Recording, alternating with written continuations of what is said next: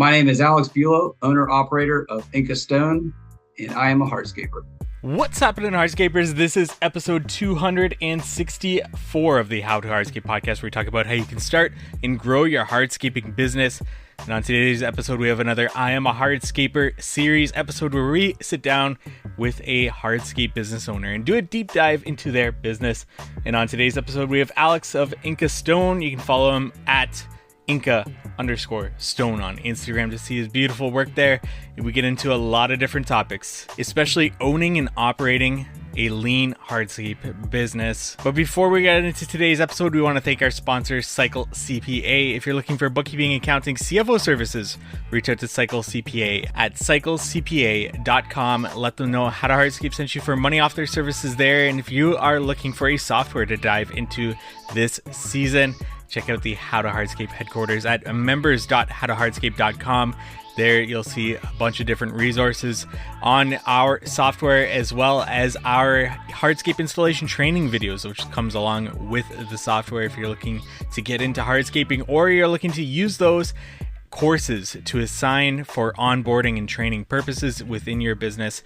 You can do both there. That's members.howtohardscape.com, or shoot me a message at howtohardscape on Instagram. And without further ado, let's get into our episode with Alex from Inca Stone.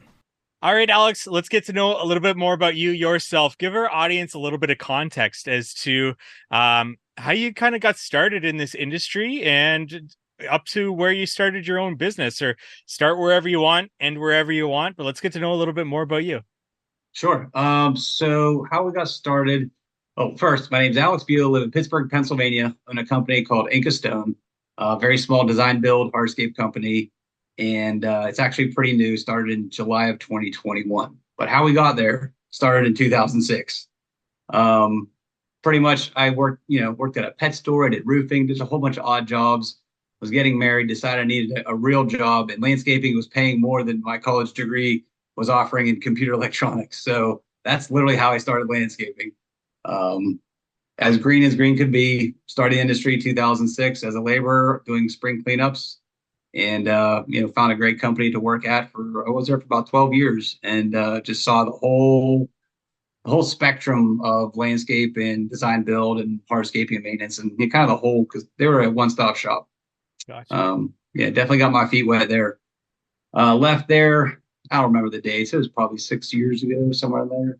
Had a little hiatus, just doing odd jobs, not sure what I really wanted to do, but got sucked back in to the industry with a partnership that ended in July of 2021, where, personally, and, with the people I worked with, we had to make a serious decision. If we're going to, I'm 44, are we going to keep going, or is this kind of like the end of the road for us? And we decided just to go all in and start Inca Stone. And I'd never owned a company or wanted to be an owner, because I know what that takes and what it looks like from all sides. And with a great team of people, we were able to start in July of 2021 and just hit the ground running. And it was a pretty stressful beginning, because there's we have seasoned guys, we have families to take care of, we have to hit a number, and we started from ground zero, which is pretty cool. Borrowed $5,000 to buy a job trailer. That's how ground zero we started. So from July of 2021 to now, we just kind of been bootstrapping, buying equipment, kind of regrouping, trying to build a brand. I'm not super social media, super advertised type guy. Just try to do a really good job and let the customers promote us, and that's kind of starting to blossom now. So nice. It's kind of where we're at in a quick nutshell. Yeah. So from the July 2021, we're 3 years later, you're starting to see those wheels turn of the word of mouth starting to come in and getting those referrals. Yep, absolutely. So being in the industry in my area, obviously I know all the vendors. We have a great relationship with them. We have tons of leads from our vendors, but no one knows who Inca Stone is. No one knows clients don't know. We got a website last year for the first time, so we could just be validated. But we're starting to really see not like not just repeat customers calling us back for the third phase of large projects like we're doing right now. And it's 100% word of mouth, and it's starting to really get some traction, which is pretty cool. Nice. With You know, that, the first projects, or let's start. I'm going to be jumping around all over the yeah, place. that's fine. I got Yep. lots of questions for you here. Yeah. What was it about July 2021 that had you guys start the business? Like, was there some sort of catalyst, or was it like, Yeah. enough is Yeah. enough? What was that? Yeah. There's a nuclear implosion of a Okay. partnership. So I never wanted to be an owner. And when I left my employer where I thought I would retire, I had a couple years of a no compete clause that I wasn't allowed to work. So I kind of took some time to think about what I wanted to do. And all my skill sets in this industry, I haven't really done anything else. And, either go back to being an employee, which after 12 years, you're kind of burned out, or someone presented the opportunity to be, start a partnership, a 50-50 LLC. And it sounded great because that was a great way for me to be an owner, but not carry the full mantle, which, I thought was a good fit. And it was, but it ended up not being for some reasons we just won't get into. Okay. But yeah, so July 2021, it came to an abrupt, immediate, catastrophic halt where we had to regroup and figure out what was next. So, I didn't do my due diligence, and like I said, we started at ground zero. It was pretty unfortunate on the financial side, personally for us. But like we say, look where we are now. We're okay. Yeah, absolutely. Only Yeah. looking forward from that point on, eh? And Yeah. your experience working, I think you mentioned 12 years for that Yep. other employer. What were you able to pull from that experience and apply to starting your own business from scratch? Both positives and possibly even negatives that you don't want to Yeah. adapt into your new business, possibly. Yeah. So I mean, unfortunately, it's a lot of my experience was like, I'm not going to do that. I've seen how that works. We're not going to do that. So a lot of the learning curve was, kind of expedited by knowing the mistakes I don't want to make or the company I don't want to be. I also learned ton of positive things, going from labor to project manager over 20, 25 guys. You learn how to trim shrubs to how to build teams. Like there's a decade of stuff there, which, you can't get unless you're doing it. So I'm, definitely grateful for that opportunity. All the things I learned there were really, really good in that aspect. I also learned I don't want a big company. I don't want 30 employees. I'm not chasing top line, I'm chasing margins. That's very important to me. The company doesn't have my last name. It has something that's sentimental, but it's a team approach. This isn't Alex Beulah landscaping by any means. So yeah, that's kind of what I took away from that employment. And then the partnership, I took away, getting a more inside look of how companies are run, finances, the back end, which I never was privy to. So that was a good experience. And, part of it was to like, I mean, it's not rocket science. It's a lot of work, but, it's not, when you think financials and all the stuff that you have to do with the accounting, it gets, for people like me with dirty hands and like want to do the work, man, that's overwhelming. So getting a look at that was pretty good before we started this. Good. Was there why did you decide on what services do you offer right now? Just hardscapes? I know you do ponds and all that, but Yeah. do you do any of the softscape, the maintenance, any of that? Did any of Uh, that carry over? Zero maintenance, zero snow plowing. It's primarily, if everybody on the team had their wishes, it would be hardscape and let someone else do the plants. But we always get asked to finish the project, so we do. Gotcha. Yeah, I would say design build, no maintenance. So then why did you leave the maintenance by the wayside coming from your old employer? Did you not want to kind of go down that road, just specifically go down the design build path, or Yeah. what was your thought process on that? Yeah. So the former employer, I was strictly on the design build side. I have Gotcha. never turned a zero turn mower on in my life. I've seen the guys, high five them. I don't know what you're doing cutting grass. The stripes looks cool. I don't know anything else about it. So never, Gotcha. never an interest of mine at all. Gotcha. Yeah. And then so you start Inca Stone.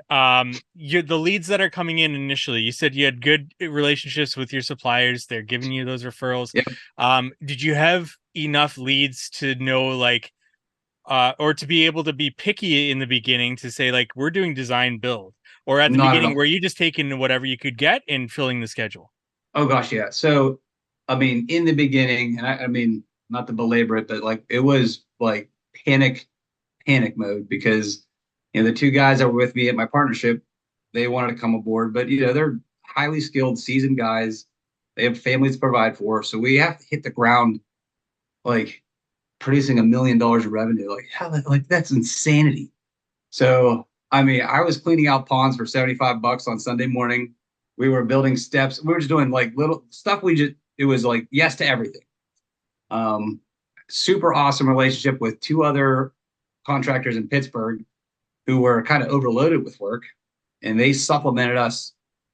The first 4 months, it was a lot of just, hey, do you have a job he wants to knock out? We'll go do it, and that was awesome. We literally went to work 2 weeks, probably 10 days after the implosion was LLC was set up, and we were in the field just making paychecks. We weren't really building the company. I didn't really know how to invoice, but like everybody was getting paid.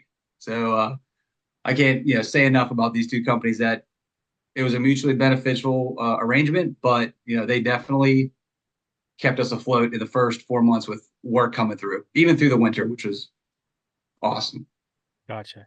And was that built just through knowing them and the previous business that you worked for, so they knew that they could trust you as the installer essentially, or did you have to Yeah. go So out and what? kind of build that? Man, no. One of them we had worked for. We did, I think, one job for the one contractor just to see how it would work because he was more of a softscape guy. We would do his hardscapes, and the other one was just a large company in Pittsburgh. I met the owner over Instagram, and we became really good friends. And it was kind of like I called him and said, "Hey, man, we need help," and he said, "Come to work." so, Gotcha. so it was pretty awesome. And nowadays, are you able to be more picky and create a brand, a vision as to like what your ideal client is? Are you able to, Yeah, at this point, like you said, the referrals are coming in, those wheels are starting to turn. Are yeah. you I able to would do say, that now? yeah, yeah. I would say this year, last year still was just grind. I mean, just still buying equipment, just throwing cash at equipment, and building out our armory. But this year, and distinctly in the past like 2 months, we've turned a lot of it's just not the right fit, or if they want to try something else or do a different struct payments, whatever it was, we don't have to have that. Yeah. So we're kind of headed towards the direction we want to go, which is just detailed design build. Focus on hardscapes, cool paperwork, natural stonework, just all that kind of niche stuff, I guess. Yeah. And you caught my eye with a couple of projects, but one project that you specifically caught my eye on was the pavers in the pond one. And I think, is that at your house? So yeah, so was it last winter I always wanted a koi pond like forever, and I finally decided to do it. And then like, let's just throw some pavers in the bottom, put some gator base down there, and look, it looked pretty cool. So Yeah. my kids swim in it. It's like 3 feet deep. It's got some fish, but the bottom's like a unilock copthorn, so it's soft on your feet, and it just looks awesome at night. It's this black stone. You have fish swimming over it, and that somehow evolved into the project we're on now, which is a full-blown swimming pool with retaining walls, boulders, and Teco diamond paver bottom inlays. Like it's pretty wild. So it's cool. That's awesome. That's really Yeah, cool. You did mention that you don't want a large company. You don't want right. like a bunch of people to have to manage and all that. Why is that? Can we run down a little bit of your thought process on why that is and what kind of company you're trying to build? So what I experienced in seeing and working in companies of 20 plus people is, when you scale, like there's a cost to scaling, and it's either quality or it's margins. There's a cost to the size of the company. Neither like reducing margins or putting out a bad or not bad, but a less quality product are not, I have no desire for either one of those.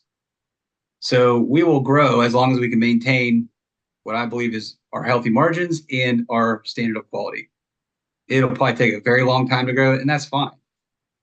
It's important that we are small enough to be extremely flexible with schedule, with just the people that work here, maintaining a work-life balance. And I don't ever want the company to run us. I want to have it small enough that we can dictate what we need to dictate to have the lives that we want to have. I've seen large companies just they're monsters. You got to feed those things at any cost, and I don't want to pay those costs. Gotcha. So then, does that mean you're investing a lot more into the equipment side of things, or what does that mean for you to kind of grow and maintain what you've got and maintain those margins? Yeah, so psycho about efficiency and waste. The only way we can do what we do is to have the people that are skilled that we have, but also with the equipment and the thought process and workflow that we try to achieve most times. Yeah, we invested a lot in equipment. There's only four of us. Well, there's three of us in the field full time. We just hired a designer that helps in the field and takes a lot off my plate in the office. And we have a lot of equipment to get it all done. And we're not young. We're averaging around 40 years old. So if there's a suction tool out there, we own it. Yeah.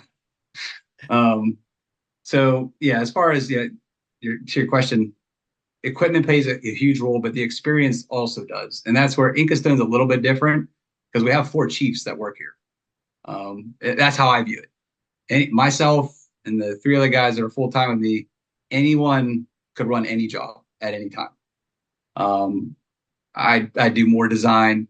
One of our guys does more design. One's better at operating equipment. One's better at just laying out projects. We all have a unique skill set that might be better, but in the grand scheme of things, the depth chart is pretty good. Anybody can step in and fill anybody's shoes, which is pretty awesome. So you did say so four guys, and like any one of you can basically run the job site. Does that get tricky kind of juggling, like, or do you say, okay, this project coming up, it's your project, you tell the other three what we're going to be doing? Do you kind of do it that way, or do you break it up? Like you said, this person knows the equipment, they're going to be delegating the equipment to everybody, and so on and so forth there. So basically we have one guy who's our foreman. We have to have a hierarchy, even though we're pretty lateral in skill sets. Our hierarchy chart is pretty linear, but you have to have someone where the buck stops. And on every project, we have the guy that does that. And on every project, we have the guy who's really good at operating equipment, and there's no problem there. Usually we do one project at a time. If we go do two, then it's kind of like, is it closer to your house or my house, or what makes the most sense to send which combination of people to go do it, kind of thing. But we do have we have a foreman. Gotcha. He just takes all the heat. Gotcha. At any point in time, do you see it where having those four or three guys plus yourself, that you could break up into separate crews, and that's kind of your growth in the future? Or is it that you notice that one guy might want to start their own crew, but maybe the other three don't really want to, and so on? Like, is that where you see growth and expansion, or would you see growth as or I'll just leave it at that. How do you see growth from there? So growth for us looks more like not running two projects simultaneously side by side, overlapping a start and a finish. So our equipment is set up to run two crews, so we can efficiently do two jobs at the same time. However, I prefer to, if it's a hardscape project with plantings, hardscape's done, one person leaves, preps the next, then another guy goes, and we slowly trickle into the next project, which reduces all that wasted time when you're starting a project and three people are there. I like to kind of like just leapfrog projects rather than send two at the same time. Mm-hmm. And once we get that really efficient, we can add more bodies to that mix. But that's kind of like, you got to have that dialed in pretty good so you don't trip up. Yeah. What other efficiencies have you found on the job sites, such as that one, where you can leapfrog and take advantage of that? Two guys are best to start a project, then bring on those other two. Any other efficiencies in the field that you just have found have helped to improve your margins, as you were saying? Oh yeah. So one thing that we do, and we did it at a former company, we started it, and you can't always do it, but direct reporting to the project. So we don't own a dump truck at all. We contract haul everything. We have a dump trailer, and everybody drives right to the job. So some of these jobs last 6 months. So there is zero windshield time. There's almost zero shop time. If we need something, I'll pick it up or someone will grab it, but everything's delivered. The job is at the job. So there's that we minimize a lot of waste there, and we're able to, just be almost 100% production. Yeah. I think, especially with having like 4 really skilled guys, that's super important to keep them on the job site, right? Oh yeah. Yeah. I mean, if you just calculate a delivery fee versus going to get something, no way would we not do a delivery fee. Yeah. Yeah, absolutely. It makes total sense for me too, but it's a little bit easier of a calculation for my business. Yeah. For yours, where what's the next purchase? So you're talking about efficiencies, talking about equipment. Yeah. Have you hit the ceiling of what you're at for equipment, at least for the foreseeable future? Or do you have a list of things where like, okay, that's the next thing we're getting, because that's the next thing that we're going to need to move the needle Yeah. on our. So our next big boy thing to do is property or a large excavator. So, and Oh, it's okay. just going to kind of this, it's going to kind of play out here in the next month or so. We've had our eye out for some commercial property, but that's a tough one. You got to be patient there. And Right. then depending what projects come up, we might pull the trigger on a larger piece of equipment, and that would, we already have 2 excavators and we don't need any more. But the production of a large piece of machinery is it definitely is a force multiplier with us. So there's one job in particular. If we get it, we're buying a machine. Gotcha. Is there anything on the horizon of things that you want to do that are unique, such as the pavers in the bottom of the pond, or I mean, things that? this one Yeah, is a go cool ahead. one. This one is kind of like a one that I've wanted to do, and we are very fortunate to know the guys at Tussey Landscaping who have done a couple of these. So we're only a few hours from them. We visited their site a few times while they're doing a project like this. So they were very generous in their time and showed us a lot of details and ins and outs. And at the end of the day, it's building a pool, which is building a pool, laying pavers, which is laying pavers, and building a pond. It's all the things that you've done. You just put them all together. Um, I don't think so. I think, for us, the next, really trying to promote our brand, which is something that I am very ignorant of, SEO and that kind of stuff. That's kind of my next project, so to speak. As far as the typo projects, it doesn't really matter, to be honest with you. We like to Gotcha. work with good people for good people. Yeah. So we've done projects that were 5,000, and we've done them over 500,000. And it doesn't really matter to me which one it is. As long as the experience for all parties was awesome, great. That's perfect. Work for good people is always a goal. I'm especially going through a couple of clients this year, unfortunately, but that's always a good thing to have, is to work for good people. Um, And you have we a we we have yeah, been go ahead. well, we have been so blessed in that aspect. We have had absolutely zero issues, client issues, and it's been the opposite. It's been really cool to be on. That's actually a cool part of being the owner of this company is you get to see the fruits of all your labor, receive all the praise, and you just see the other side of the story after the project's completed. We don't our projects, we don't do them and leave. Not friends with these people, but I'll be texting and talking to them for the next decade. It was you know a relationship was built, which is kind of neat. Going back to the very beginning, did you have a kind of like a vision or a roadmap of where your business was going? Like, did you already have that set in stone? Did you already know you wanted to be a lean business, not be a large business from the very beginning? Did you already know what kind of equipment you were going to purchase as you got the capital flowing into the business? Um, Not really. So it was such like a panic start. hmm, It was, we signed a lease on a skid steer and excavator, day one, and it was kind of like who can get the machine here first. So Bobcat did. So Bobcat's our company, and they treat us well. 1 year in, with a little bit of breathing room and some influence from Andy Mulder, we purchased the Encon. And so for us that was a game changer. So then we got a tilt rotator for the other excavator. Now we want a third one with another one.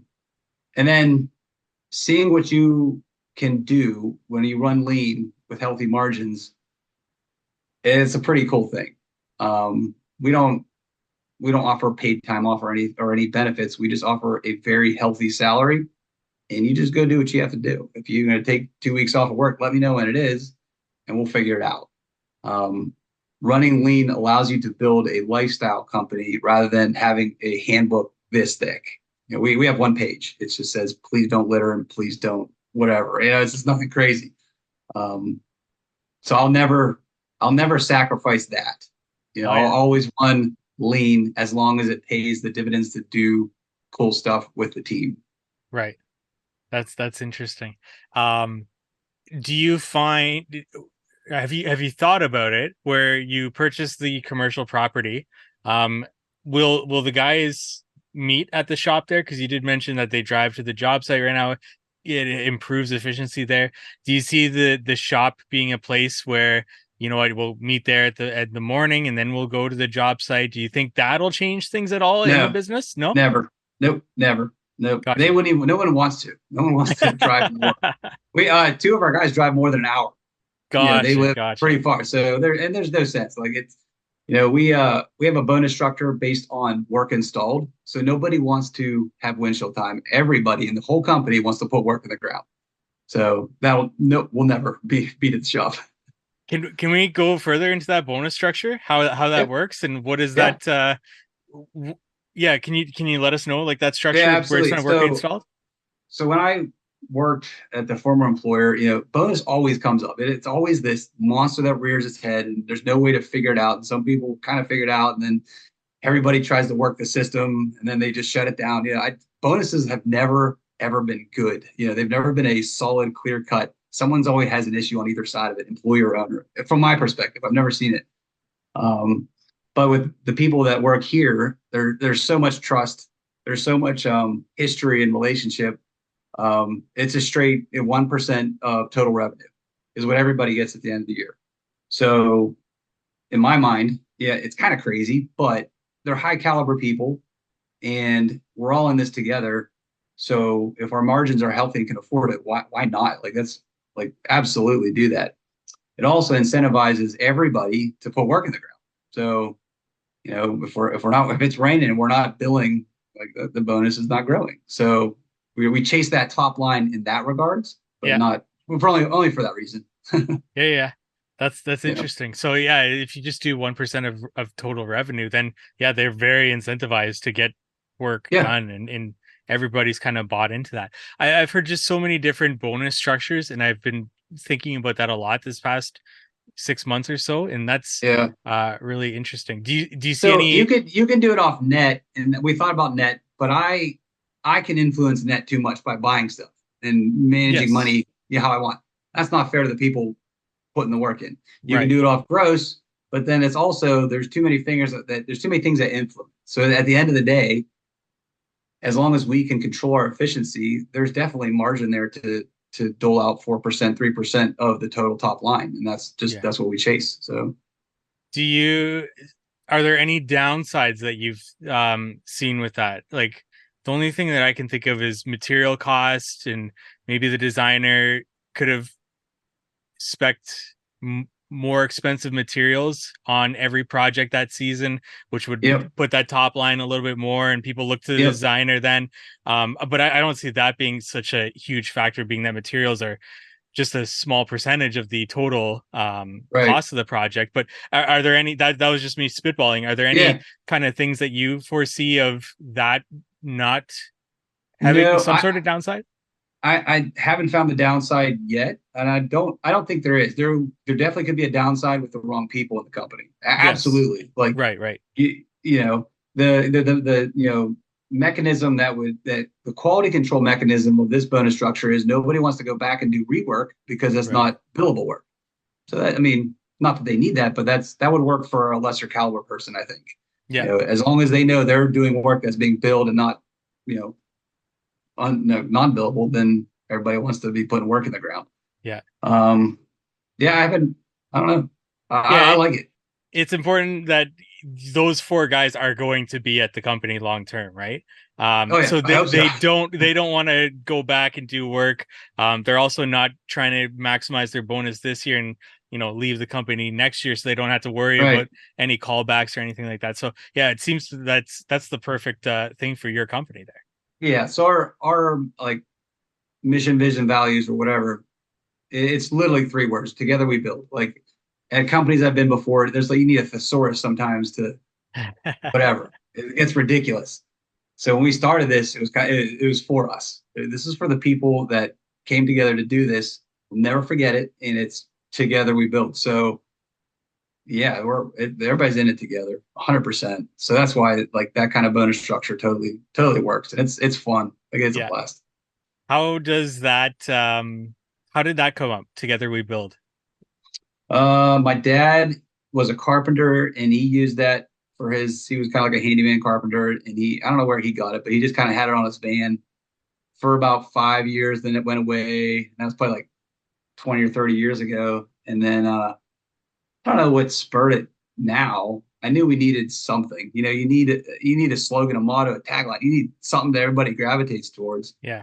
And that popped in my head. I called him, "Hey, Dad, you mind if I steal that?" He's like, I stole it, so you steal it. That's great. That's awesome.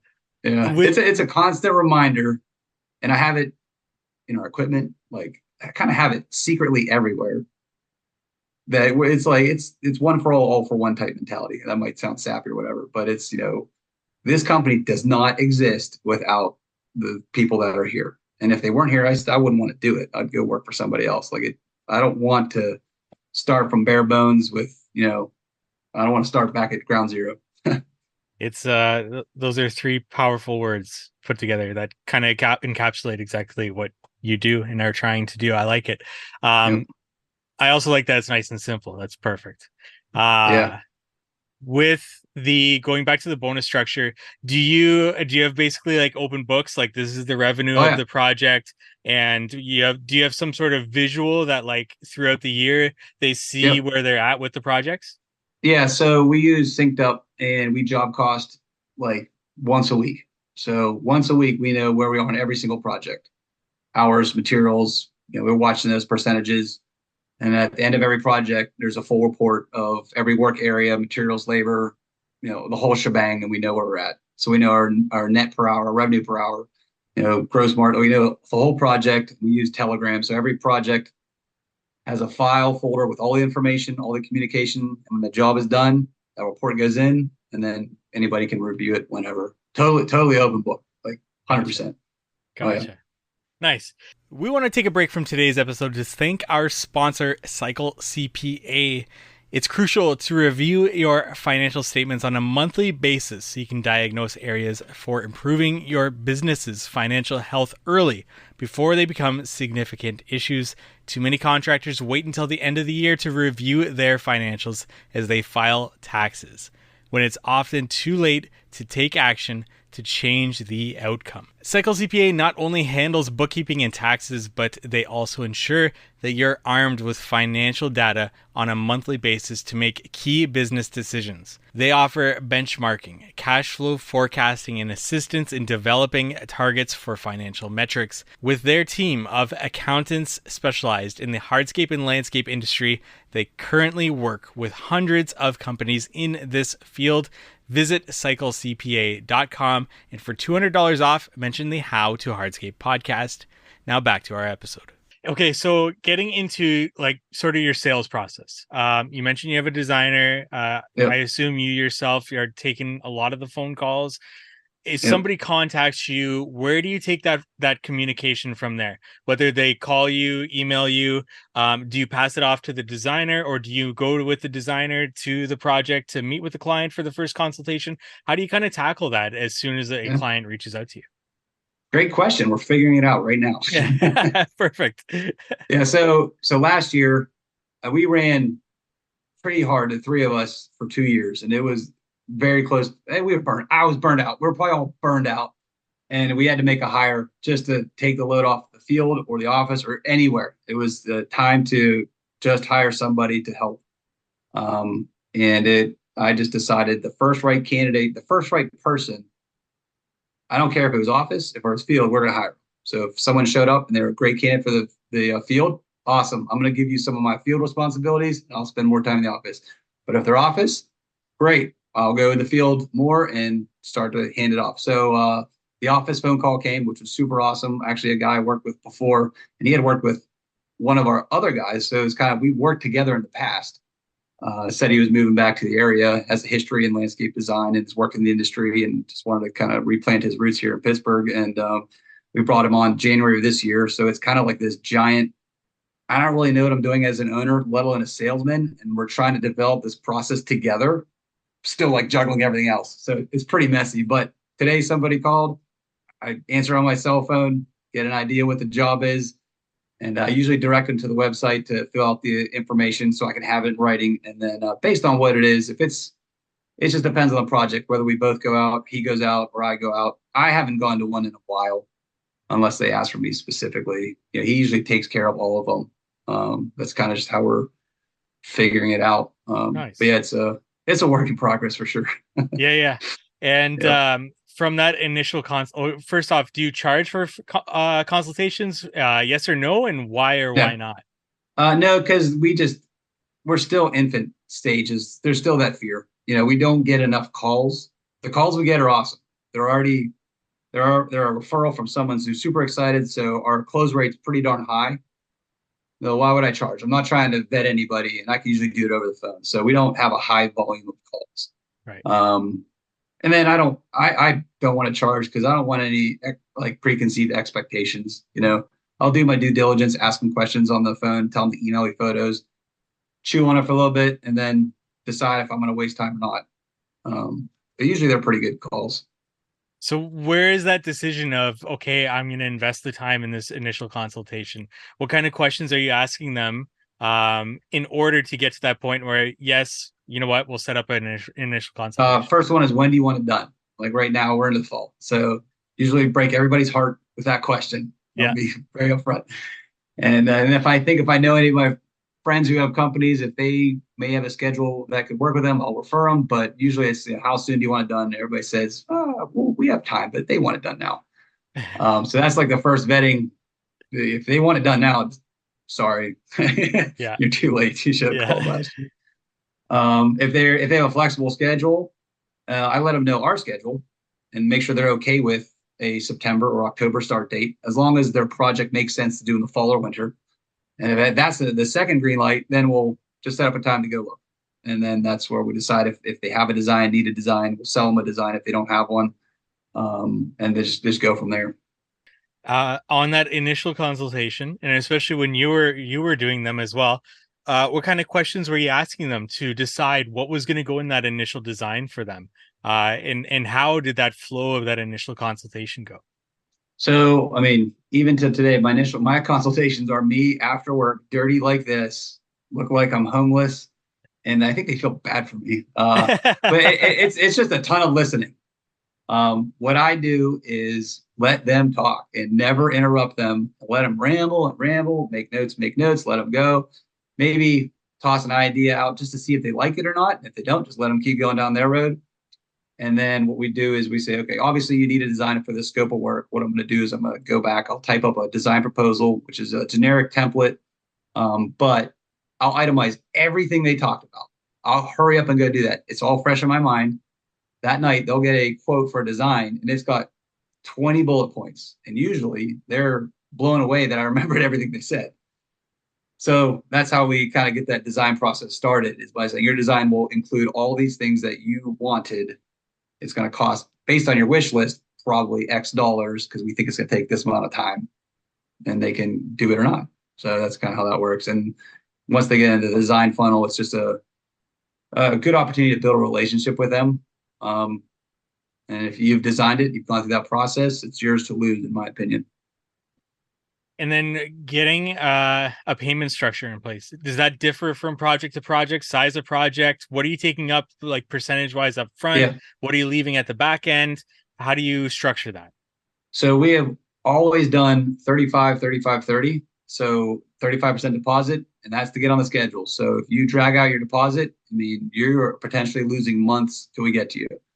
Never been an issue. The day we show up, the next 35%. And then we don't receive the final payment until it's at the end. Large projects, definitely break them up more. They could be 7 payment structures on benchmarks. So they can drag out a long time. So yeah, we've had zero issues except for like 2 weeks ago, someone freaked out that they want 35%. I was like, I'm going to tell you. So we lost. We don't want to work for them anyways. Gotcha. A good pre-qualifier. Yeah, definitely. I actually for a little while there, when we were getting a lot of calls, I would do a 10% non-refundable scheduling deposit because it was just kind of like, are you serious or not? We were 9 months out, and I knew that there's a good chance they'll find somebody else in that 9 months to do something similar. So, well, let's put some skin in the game. And if they weren't willing to do that, it was a clear cut. Okay, they're going to go find someone else, which is fine. We can't get to them. Yeah. So, So you've already kind of touched on this. You mentioned that you haven't had a bad client so far. And my next question is about a horror story about your time in business.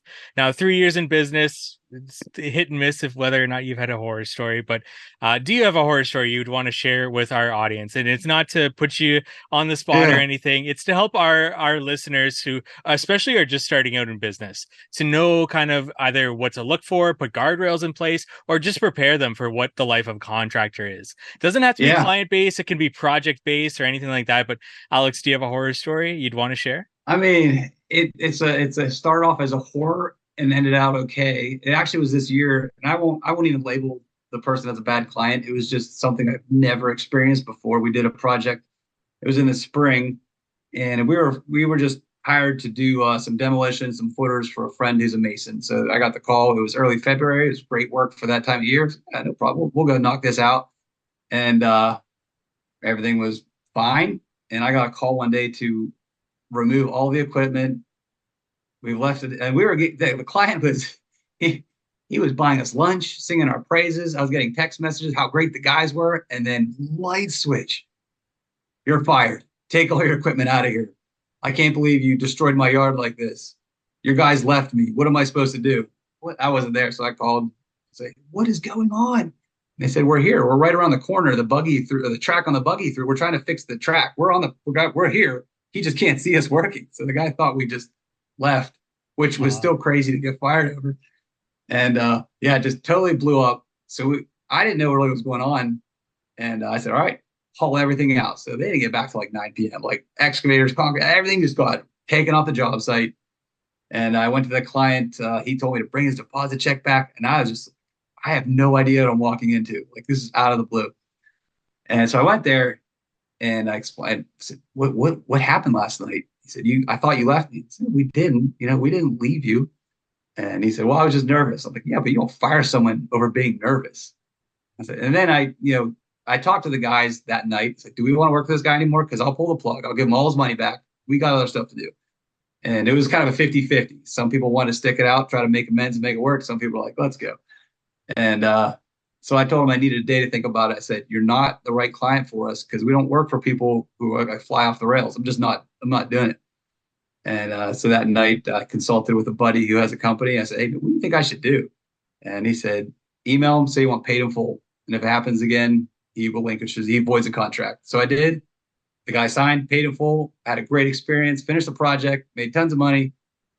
I mean, it started off as like a nightmare, but it was a great experience to see, what works in those scenarios. He, I don't know, just had a really bad day. But when we threatened to leave, he kind of, realized the mistake he was making and had no problem. He paid $60,000 in full and we finished the project. That's wild. excellent. What a great turnaround to that story. That's perfect. Yeah. Yeah. It was crazy. Yeah. Definitely. I don't know how I would handle that. I didn't either. I had to talk to like 4 different people to figure out like, what do I do? Yeah. So, Yeah. And good for you for actually pulling off the job site and then going to meet him. I think that kind of lit a fire under him after you did that. yeah, that and like I'll never no one will ever treat our team poorly. I will lose so much money. I will pull off anything. I don't care about that. I'm not forcing anybody to work for a tyrant. We've done that. We're not doing that. So Right. we'll pull off, no problem. Well, speaking about pulling off the equipment, are there any pieces of equipment, and we've touched on this kind of throughout the interview already, that you live Yep. by that have really helped to change your business? Could be equipment, tools, software, design, whatever it might be. Anything Yeah. that you kind of live by in your business. Yeah, obviously tilt rotators are huge for us. Those were a absolute game changer. You can see the value, but I mean, everybody talks about it. Until you run it for a week or 2 weeks, you start thinking about workflow completely different.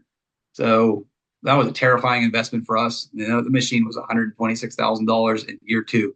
And, but I could see it saving the backs, saving time, making more. It would pay for itself. It was a scary purchase, but 100% that is a worthwhile investment.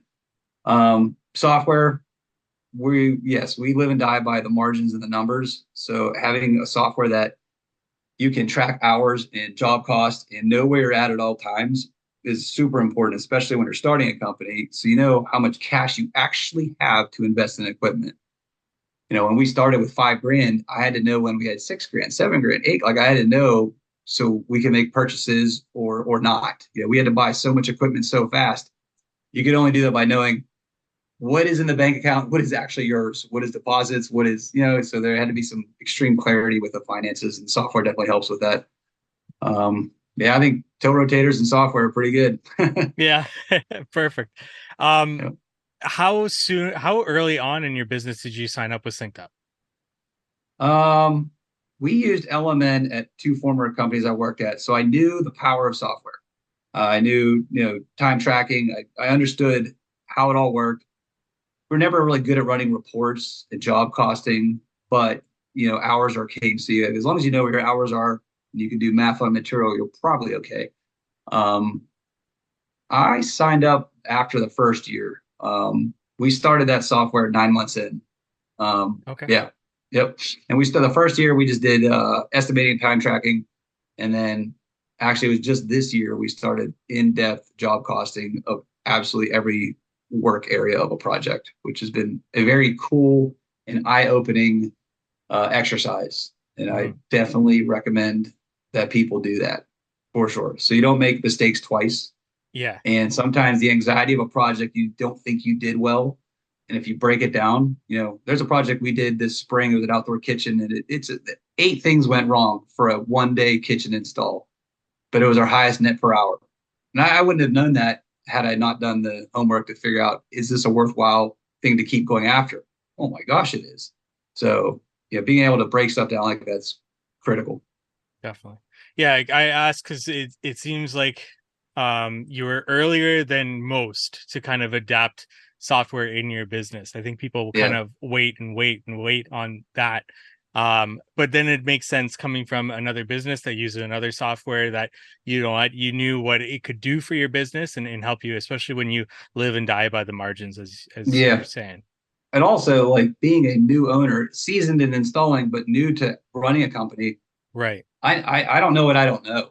And Hmm. you know, we had to do over $1 million the first year of revenue to make everything work. And if I messed up a little bit on that, that's big, big mistake. So I need every you know, safety net I could think of to make sure I was steering this thing correctly. And you have to steer with numbers. So I Yeah. had to have it. Absolutely. You know, Any installation practices that you live by? I ask this question just because sometimes people bring up different things, and yeah. especially they live and die by a certain thing. But any installation practices going along with the equipment that you use that you live and die by? I don't live and die by. We own every compactor that you can think of for every lift of base. You know, compaction is king in my book. Yeah, And they make you money. So spend 16 grand on a compactor that'll do 10 inches, and you'll save yourself a lot of time and money. for sure. Um, but I don't, you know, we use open graded base like everybody else on nines. I don't think we have any secret installation practice. We love scribing. I think if there's an opportunity to cut a paver into a boulder or do some cool cuts, we're just going to do it. We are going Yeah. to lose money on it, but we're just going to do it because we like it. That may not be good advice, but yeah, I think when you have a healthy company, you can do the fun stuff that you can't when you're just chasing top line. Anybody in the industry that you look up to, whether that's inspiration, advice, whatever it might be, online, offline, throughout your entire career, just during the time that you've started your business, anybody that you look up to for inspiration, advice, or anything in general there? Yeah, I mean Jeremy Swihart and Andy Mulder, I met those guys this year in the spring at their Hardscape Mastery class. I think they're two very different people with incredible brains, you know. So I like to pick their brain to see what they're doing. They're great role models for a lot of guys getting into industry, you know, from efficiency to just character, ethics, how to run a business, quality, all those things. You know, they're definitely two people that everybody should follow and try to take something from. Definitely. Um, you know, Weston from Sync Up, super awesome dude. He's helped us out a ton. Love his company and his mission and model. Um, yeah, I think that's pretty much, yeah, that's probably all the online people I like really try to take stuff from. Yeah. And I have two more questions for you. One Yeah. being a struggle that you have in your business right now at this current point in time that you're trying to solve for. I think so. My personal struggle is 100% being insecure as an owner, but also delegating and running the show. This transition of designer taking over my role / sales is awesome. The horizon is bright. I don't know how to do it properly. So it's kind of like a lot of micromanaging. It's messy, and it's nothing to do with the individual. It's me too scared to let go of some stuff out of fear. So, you know, one of the things when we started our company 3 years ago, it had to hit like high revenue and volume. I don't have all the little lessons along the way to build up to that. So I don't have the thick skin or the knowledge of, oh, I've seen this before. I've done this before. I've hired these people before. There's a lot of that kind of stuff it's still very new to me. So that's a struggle. It's just knowing how to be a good owner, really, you know? Yeah. That's something I also can relate to there. And Alex, the final question for you here as we wind things down here. What's one thing you know now that you wish you knew from the very beginning? Take this wherever you want it, whether it's personal related, business related, from the time you started in the industry or the time you started your business. But what's that one thing you know now that you wish you could have taken back to the beginning? I thought about this question. I never really had an answer, but I think honestly, if you put in the work honestly, with integrity, and you do what you say you're going to do, you treat people how you want to be treated, you're going to be fine. And starting 3 years ago, out of a dark place, I've been terrified for almost 2 years. And you step back and look at where we've come from, what we are, and what we're doing, and how everybody's benefiting from it. It's pretty awesome. So, yep. Awesome. That's my story, and I'm a hardscaper. Alex, thank you so much for your time today. Where can our audience go learn out more about Inca Stone? Where do you want to send them to? Thank you so much for your time here today, too. Yes, we're on Instagram. I don't even know. It's Inca_stone.build, I think, or .com. I don't even know what our Instagram one is. But our website is incastone.build, not .com. I thought that was pretty cool. You can see all the people in our company, a little bit of bio, some of our work, and then there's probably a link to Instagram. That's where you can find us, and also in Pittsburgh, Pennsylvania. Perfect. It's Inca_Stone, just for those that were curious on Instagram there. Alex, thank you so much. All right, man. Thanks. Thank you for listening to today's podcast episode. Go check out Alex's work at Inca_Stone on Instagram. And while you're there, check out Cycle CPA. If you're looking for bookkeeping, accounting, CFO services, reach out to them, Cycle_CPA on Instagram. They've got great educational posts there, as well as CycleCPA.com. If you're looking to get that conversation started there, let them know How to Hardscape sent you for money off their services there. And if you're looking for a software, the How to Hardscape Headquarters software will help you budget, estimate job costs, time track, schedules, and so much more.